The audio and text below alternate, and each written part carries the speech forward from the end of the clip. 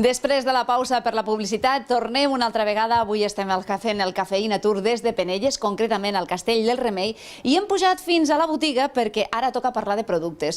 Però no uns productes qualsevol, si evidentment, si venim al Castell del Remei, hem de parlar de vins i de caves. D'un cava molt especial que avui ens explicarà la Gemma. Què tal, Gemma? Bona tarda. Hola, bona tarda. Ella és l'enòloga, la Gemma Plaza és l'enòloga del Castell del Remei, i avui ens ajudaràs una mica a descobrir tots els productes que teniu aquí al celler. Sí, aquesta és la gamma de vins que fem aquí a Castell del Remei, i una mica per donar-vos una idea ràpida, aquest seria la gamma més comuna, el vi blanc, gotim blanc, i el vi negre, el gotim bru. Quina diferència hi tenen si fem el salt d'un amb l'altre? Doncs el blanc és un blanc jove, i en canvi si saltem aquí ja són uns vins amb criança, inclús el blanc està fermentat amb fusta, amb barrica. Seria la diferència més important, no? Sí. Després també el nivell de cupatge de varietats. Aquestes varietats són més Macabeu, Sauvignon, i aquí ja és Macabeu i Chardonnay, unes varietats més complexes, més aromàtiques, en quant als blancs. En quant als negres, tots dos tenen criança, l'únic que aquests són uns 8 mesos, i aquest ja passem a uns 12-15 mesos de criança. Molt bé. Llavors, aquesta seria el gotim bru del 2012, concretament són les ampolles que avui tenim aquí. Passaríem a aquesta gamma, que seria una gamma mitjana interessant ja. Sí, aquesta és la parella dels odes, l'ode blanc i l'ode negre, i són uns vins ja amb més cos, tant el blanc com el negre, amb més corpulència, i després ja passaríem al producte estrella, que és el 1780. Aquests pensem ara de cara a Nadal, que són molt bons candidats per fer regals, per fer els lots que es fan, per maridar amb els plats típics nadalencs, amb els canelons. Clar, moltes vegades quan arribem a una casa allò de dir, no vull anar amb les mans buides, diu, portaré el vi, però dius, a veure, he de saber que serviran per poder portar el vi adequat. Sí. Home, pensant en les èpoques nadalenques, aquests vins encaixarien molt bé, perquè estem pensant en sopes, en carns d'olla, en estofats, en guisats, en canelons. Són vins amb cos, contundents, amb grau, que poden maridar perfectament. Gemma, abans de passar al cava, que seria també un dels altres productes estrella, encara que cada dia més els vins també tenen la seva presència, i el cava doncs puja també de categoria en el sentit que acompanya gairebé ja tot el sopar o tot el dinar. Sí, des de l'inici. Ara ens ho explicaràs, però aquest disseny també, l'ampolla és diferent. Sí, perquè aquest, al ser un producte de més qualitat, doncs el volem distingir amb el format de l'ampolla. És una ampolla més pesada, i és una ampolla que té més presència. Fins i tot l'etiqueta, no? Sí, fins i tot l'etiqueta del 1780. Bé, els vins acompanyen tant els blancs com els negres amb molt dels àpats. Ara ja, de cara al Nadal, molt important, però qualsevol moment és bo per tindre una bona copa de vi al damunt de la taula. Però, Gemma, explica'ns també de com ha anat canviant i fins i tot aquesta filosofia de que moltes vegades el cava s'utilitzava més cap al postre i ara moltes persones ja l'utilitzen des del primer plat. Sí, ens estem donant compte que el cava és una beguda molt refrescant, que marida també molt bé tant amb les amanides, amb els entrants, com amb les carns i els peixos. I molta gent, cada vegada més, prefereix començar ja els àpats amb un cava i no canviar. Suposo que també això t'afecta a nivell de no barrejar, no barrejar vins i caves, perquè el cap també se'n veu perjudicat.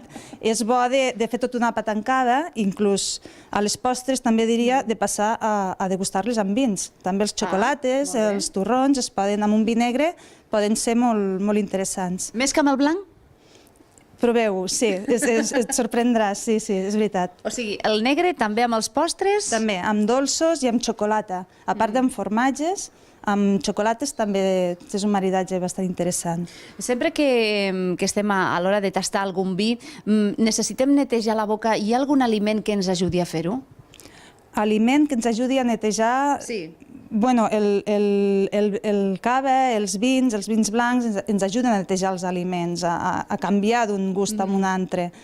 El cava sobretot ajuda per la seva acidesa i la seva bombolla, a canviar d'un gust a un altre. Doncs, Gemma, et demano que no marxis, perquè ara hem parlat dels vins, els que trobem al Castell del Remei, que per cert estem a la botiga i que ja té un sabor nadalenc, perquè ja fins i tot la decoració ja és nadalenca, i que pot vindre qualsevol a comprar, no? Sí, aquí estem oberts de dilluns a divendres i els caps de setmana, dissabte tot el dia i diumenge matins, i fer visites també a la bodega. I que hem de recordar que no solament teniu productes productes de casa vostra, sinó també d'altres cellers. Sí, també som un grup de cellers i tenim vins de Tomàs Cosiner, el Vilosell, i vins de Cérvoles i també de Cara Nord, que és una altra denominació d'origen de la Conca de Barberà.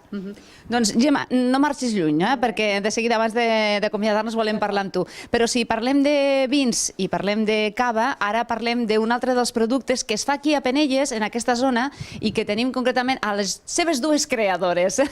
Per una part tenim a la Jordina Bonet. Què tal, Jordina? Hola, bona tarda. I també la Maria del Mar López Pinto, que no m'equivoqui. Hola, bona tarda.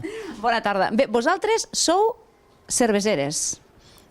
Sí o no? Sí, correcte. Però no de beure, sinó de crear i de fer, no? Exacte. I vau crear aquesta cervesa que tenim avui aquí, que es diu l'Operot. Com va néixer la idea?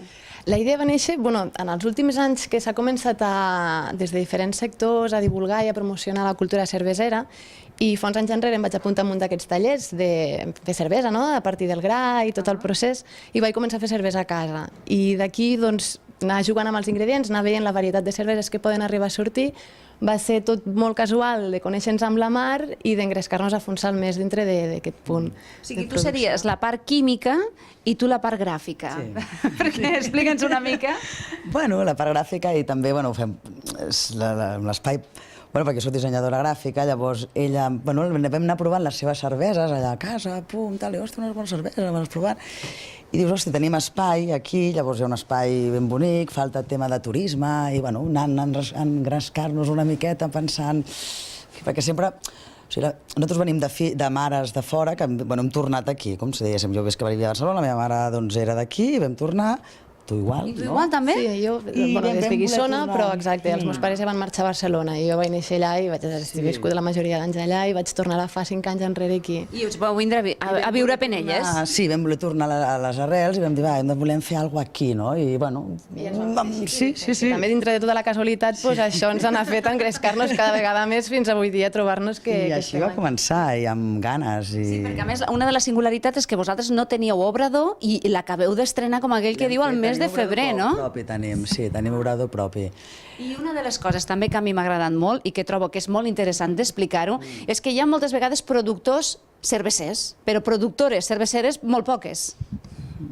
Sí, jo per lo que conec, la majoria dels productors de cervesa són homes i llavors també està bé que de mica en mica tota la igualtat arribi a tot arreu, perquè sí que les dones estem en molts nivells d'empresa i al final, des del començament fins al final. A mi m'agrada molt l'exposició que ens heu fet aquí. Primer, de les 3 varietats de cervesa i, com no, els ingredients necessaris que ens heu portat. A veure, expliqueu-nos, qui vol començar? Els ingredients bàsicament són 4, l'aigua, la malta, el llúpol i el llevat. I dintre dels consumidors de cervesa es desconeix bastant també quin és el tipus d'ingredients, inclús la gent coneix que es fa a partir de la malta, però tampoc no saben ben bé què és la malta, i per això també potser hem volgut aquí una mica ensenyar visualment els ingredients de la cervesa. A través de la malta extraiem els sucres que després fermente al llevat i a través del llúpol extraiem el que serien les amargors i els gustos i les aromes. Que, per cert, aquí n'heu trobat de salvatge? Aquí n'hem trobat de salvatge aquí al costat del canal, amb les moreres, anant a buscar mores, de dir, hola, però això és llúpol. I llúpol silvestre n'hi ha, i el que passa que, llavors és un bon lloc per plantar-ne, però encara ara comencen a haver projectes bastant interessants, un dels quals aquí a Lleida n'hi ha un, d'una noia, biòloga. Que també són productors de cervesa. Sí, llavors, en principi són productes que podríem tenir aquí, però ara es comencen a plantar llúpol. El cereal és curiós, perquè aquí som terra de cereal, però no hi ha el procés final, no hi ha malteries, el maltejat no hi ha, llavors també ho hem de portar tot de fora, que també tot això fa que una mica s'encareixi tot el preu, per això la cervesa artesana potser és un... És un pelet més cara. Per cert, que hem tastat aquestes llavors i tenen sabor a pipa. Ara podríem començar i no acabar el programa. No deixa de ser una llavor que ha passat per un procés de torrefacció i llavors li aporta una mica aquests gustos. Vosaltres feu 3 classes de cervesa. Sí, vam començar amb la Indian Pale Ale, que és un estil que té més cos i té un amargor més persistent. Ara aquest estiu vam treure una rossa, una cervesa més lleugera i més fresca, i ara de cara a el que és tardor-hivern hem tret la torrada, que és una cervesa més fosca, que llavors també aporta una mica més de varietat dintre dels estils de cervesa que fem. Avui a la nostra taula de productes hem tingut vins, cava i cervesa, que em sembla que podríem maridar molt bé entre ells, no? Sí, per què no? La veritat és que ara vas a un lloc i o prens una cervesa o prens una copa de vi, però crec que una cosa no treu l'altra i es podria mirar de fer-ho, sí, perquè no? Mira, ja teniu aquí... Teniu un altre projecte, Són begudes fermentables. A menjar també cada una marida amb diferents tipus de productes o amb formatges també. Que molta gent se sorprèn, no? De dir, la cervesa amb formatges no és el vi? Diem, no, la cervesa també, i verdaderament l'experiència és per provar-la. Són productes organolèpticament molt complets i això ajuda a que amb el menjar es puguin buscar diferents sensacions. Tot suma. Vull dir, una cosa no treu l'altra. Amb l'altra, és totalment compatible. Doncs moltíssimes gràcies, Marimar, moltíssimes gràcies, Jordina. Gemma, com sempre, un plaer. Descobrint una mica els productes de Penelles, avui per una part els vins, el cava, també les cerveses. I ara, doncs, no marxem molt lluny perquè ens anem a la cuina, anem al restaurant precisament del Castell del Remei, que ens preparen un plat per sucar-hi el pa i no parar. Veieu?